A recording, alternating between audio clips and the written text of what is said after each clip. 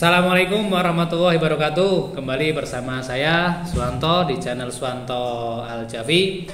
Masih membahas seputaran dengan gangguan asam lambung, GERD, anxiety, psikosomatis. Nah, pada kesempatan kali ini teman-teman ya, saya akan membahas ya 3 hal yang menyebabkan seseorang bisa terkena gangguan asam lambung, GERD, anxiety, psikosomatis. Nah, buat teman-teman yang penasaran, tolong simak video ini baik-baik, jangan di skip ya, supaya apa? Supaya teman-teman ini paham. Ketika teman-teman paham, itu teman-teman bisa menangani gangguan asam lambung, GERD, anxiety, psikosomatis ini dengan mudah ya. Karena memang ya, gangguan asam lambung, GERD, anxiety, psikosomatis ini bukan gangguan yang membahayakan seperti yang kita pikirkan ya, tetapi hanya mengganggu saja. Jadi tanamkan dalam pikiran teman-teman bahwa asam lambung, GERD, anxiety, psikosomatis itu bukan penyakit yang membahayakan, penyakit yang biasa saja dan bisa ditangani secara rumahan. Itu sepengalaman saya ya.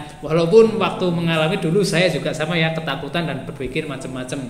Nah, kemudian sebelum saya lanjutkan ya, saya minta tolongnya, dukungannya teman-teman ya, untuk klik subscribe ya teman-teman ya. Kenapa perlu di subscribe? Jujur ya, ketika teman-teman subscribe, tentunya video dan channel saya ini dapat berkembang dengan baik. Ketika channel dan video saya dapat berkembang, tentunya menambah semangat buat saya ya, untuk selalu berbagi informasi, share-share pengalaman terkait dengan penanganan gangguan asam lambung, GERD, anxiety, psikosomatis beserta sensasi-sensasinya. Nah, saya doakan kepada teman-teman semua yang belum sembuh, mudah-mudahan segera diberi kesembuhan ya. Yang mana ya, selama ini kebahagiaannya hilang ya, mudah-mudahan segera kembali lagi. Teman-teman semuanya, jadi ada 3 hal ya yang menyebabkan orang itu bisa terkena gangguan GERD, anxiety, psikosomatis ya. Yang pertama itu adalah tidak menjaga pola pikir, yang kedua tidak menjaga pola makan, dan yang ketiga tidak menjaga pola hidup. Ketiga hal ini jika teman-teman lakukan tiap hari, tiap bulan, tiap tahun, itu nanti suatu saat teman-teman bisa mengalami yang namanya asam lambung, GERD, anxiety, psikosomatis. Nah, mungkin kalau belum parah hanya mengalami asam lambung. Lebih parahnya lagi bisa meningkat menjadi GERD. Lebih parahnya nanti teman-teman ketambahan anxiety-nya. Nah, ini kalau ketika teman-teman sudah terkena anxiety-nya, ini teman-teman sembuhnya butuh proses yang agak panjang dan sabar. Nah, itu sepengalaman saya ya. Jadi dulu saya juga sama ya. Kenapa saya mengalami gangguan asam lambung, GERD, anxiety, psikosomatis ya, karena saya tidak menjaga 3 hal tersebut. Saya itu soal makan ya sembarangan makannya, kemudian gaya hidup saya ya suka berdiam diri, entah itu berbaring, entah itu nonton HP, entah itu main laptop, atau dalam pekerjaan hanya duduk-duduk saja ya. Pokoknya aktivitasnya itu jarang bergerak lah. Apalagi saya juga tidak hobi olahraga ya, karena memang tidak suka olahraga ya. Jadi seringnya itu hanya di depan laptop, di depan meja ya, kemudian duduk-duduk, hampir tidak mengalami olahraga dan jarang terkena sinar matahari. Kemudian soal tidur juga saya dulu ya sering begadang, tidurnya di atas jam 11 malam ya, seringnya jam 12, jam 1, kadang jam 2, kadang nggak tidur ya, itu dulu. Nah, kemudian saya juga jarang minum juga ya, sukanya minumnya kayak es teh ya, sekali makan ya, minum es tehnya 2 gelas, dulu saya seperti itu ya. Nah, itu dulu. Kemudian soal pola pikir ya, dulu saya itu pikirannya itu selalu berpikir bahwa segala sesuatu itu harus sesuai dengan apa yang saya harapkan, apa yang saya inginkan. Contoh misalkan ya, ketika saya itu membuat sebuah pekerjaan ya, menyelesaikan pekerjaan ya, itu saya itu dulu kalau belum sesuai ya, belum sesuai rencana, itu saya itu harus bagaimana caranya biar sesuai dengan rencana ya. Terus kemudian ketika berteman dengan orang lain ya, nah saya berpikir teman saya itu harus seperti ini. Nah, ketika saya itu punya guru, wah saya itu pikir gurunya itu yang ideal seperti ini. Jadi selalu berpikir soal ideal lah, itu juga mengganggu pikiran saya. Kemudian saya itu juga terlalu mengkhawatirkan soal besok saya nasibnya bagaimana, ya masa depan bagaimana, besok makannya apa, saya besok kalau berhenti dari pekerjaan ini saya bekerjanya apa. Pokoknya terlalu memikirkan masa depan, ya ini juga menjadi problem. Nah, ketiga hal tersebut ya itu menyebabkan atau pemicu dari gangguan asam lambung GERD anxiety psikosomatis. Nah, maka ketika kita sudah mengetahui ya penyebab dari gangguan asam lambung GERD anxiety psikosomatis ini, ya dari tidak menjaga pola pikir, tidak menjaga pola makan, dan tidak menjaga pola hidup. Nah, cara mengobatinya asam lambung GERD anxiety psikosomatis itu bukan dengan obat, bukan dengan herbal, bukan dengan terapi ya. Tapi kita itu harus menjaga tiga hal tersebut. Yang tadinya tiga hal ini berantakan harus kita tata, harus kita perbaiki ya.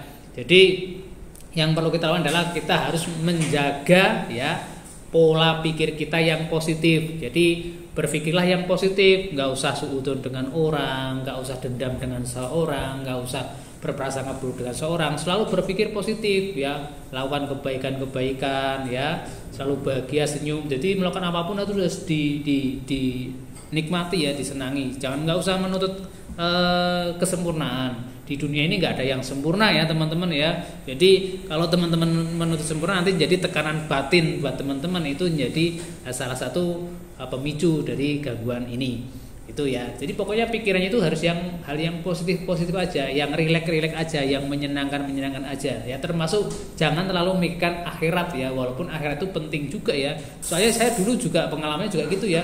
Saya itu dulu terlalu mengkhawatirkan dosa-dosa yang pernah saya lakukan. Jadi tiap hari kepikiran dosa terus, sehingga itu juga mengganggu pikiran. Padahal ya perlu kita sadari bahwa Allah Subhanahu wa taala itu Maha Pengampun ya. Ketika kita beristighfar ya, itu pasti Allah itu mengampuni dosa-dosa kita ya, kecuali dosa kepada sesama manusia itu nggak boleh ya. Makanya kita penting ya berbuat baik kepada sesama manusia supaya kita itu tidak kepikiran atau terbebani ya. Karena pengalaman saya juga sama ya, saya itu pernah menjadi tim sukses ya, tim sukses bupati lah. Pada tim saya itu biasanya sering beda pendapat ya, kadang-kadang saling fitnah, saling ejek, dan saling bertengkar. Nah ini juga tidak baik ya, karena itu juga bisa memicu dari gangguan asam lambung GERD anxiety psikosomatis. Nah pokoknya apapun yang dilakukan kita itu harus yang positif aja. Kemudian kita harus juga menjaga pola makan kita. Nah, makanan saat ini itu jarang sekali orang yang kemudian saat ini kekurangan makanan ya. Tetapi saat ini juga banyak sekali makanan-makanan yang tidak dibutuhkan oleh tubuh. Nah, contoh adalah makanan yang cepat saji. Ya, tidak perlu saya sebutkan mereknya ya. Pokoknya makanan yang cepat saji itu kurang dibutuhkan oleh tubuh. Nah, tubuh manusia itu yang dibutuhkan itu ya kayak mineral, vitamin, protein, ya. Gizi-gizi yang didapatkan dari bahan-bahan alami. Nah, bahan-bahan alami itu seperti apa?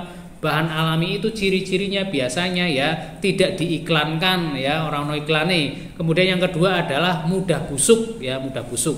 Nah, contohnya apa? Kayak wortel, labu siam ya, pepaya itu enggak ada iklannya itu dan cepat busuk. Nah, itu berarti bagus itu. Nah, tetapi kalau makan itu susah busuk, kemudian sering diiklankan, itu biasanya ya ini kurang bagus ya, kecuali ada beberapa lah ya. Nah kemudian yang berikutnya adalah menjaga pola hidup. Nah, Waalaikumsalam. Nah dulu saya itu juga jelek dalam menjaga pola hidup. Maka yang perlu dilakukan adalah kita harus menjaga pola hidup yang baik. Nah, pola hidup yang baik itu bagaimana? Ya, tentu ya yang merokok itu jangan terlalu berlebihan. Kalau merokoknya cuma sehari sekali atau 2 kali ya, atau 1 batang 2 batang tidak masalah ya, tapi janganlah sehari 1 sampai 1 bungkus, itu kan berlebihan. Kemudian ya soal tidur itu maksimal itu jam 9 malam ya, biasakan sebelum jam 9 itu sudah tertidur, sehingga nanti kita bangunnya itu lebih awal. mau bangun jam 1 malam silakan, jam 2 silakan, jam 3 silakan. Ya, syukur-syukur bangun di per 3 malam ini untuk sholat tahajud, sholat hajat, sholat witir silahkan, itu malah lebih bagus lagi ya, sambil menunggu sholat subuh. Jangan dibalik, kita tidurnya jam 1 malam, jam 2 malam, setelah itu subuhnya kesiangan. Ini juga pola hidup yang tidak baik. Jadi tidur itu penting ya, karena dalam tidur itu adalah ada perbaikan ya sel-sel dalam tubuh kita. Nah, orang yang mengalami sakit itu selnya pasti ada yang mati ya, sehingga perlu regenerasi. Nah, regenerasinya melalui apa? Melalui protein yang diproses waktu kita tidur ya. Seperti itu, sepengalaman saya seperti itu. Kemudian yang kedua adalah olahraga ya teman-teman ya. Kenapa kita perlu olahraga? Nah, dalam transportasi darah kita itu harus dibantu ya menggunakan gerakan kita ya. Kalau tidak nanti sisa-sisa metabolisme tubuh itu tidak akan terbuang ya, tidak akan terbuang, entah itu dari keringat, entah itu dari air seni, entah itu dari kotoran kita, itu tidak akan turun ke sana karena mengendap di salah satu organ kita, karena kita tidak melakukan gerakan-gerakan. Biasanya ditandai dengan sakit-sakit kayak pegel-pegel begitu ya, itu biasanya karena kita kurang olahraga saja. Nah, kemudian yang perlu teman-teman lakukan juga ya, seringkali ya jalan-jalan yang menyenangkan, entah itu ke sawah, entah itu kemanapun ya, pokoknya aktivitas lah olahraga ya, jalan-jalan. Itu dulu saya. Kalau misalkan teman-teman hobi senam ya silakan senam, yang hobi yoga silakan yoga. Pokoknya tubuh ini harus bergerak begitu. Itu sepengalaman saya teman-teman. Nah, saya pikir video pada kesempatan kali ini hanya itu yang dapat saya sampaikan ya. Buat yang teman-teman yang belum paham silakan tulis di kolom komentar ya. Dan saya doakan ya buat teman-teman yang belum sembuh, mudah-mudahan segera diberi kesembuhan, segera kebahagiaan datang kembali ya. Tetap semangat ya teman-teman, yakin ya bahwa sakit teman-teman ini bisa sembuh. Dan saya minta doanya teman-teman ya, supaya saya selalu diberi kesehatan, kebahagiaan ya, agar saya selalu bisa berbagi informasi, berbagi pengalaman dalam menangani gangguan asam lambung, GERD, anxiety, psikosomatis ini. Terima kasih, saya akhiri. Assalamualaikum warahmatullahi wabarakatuh.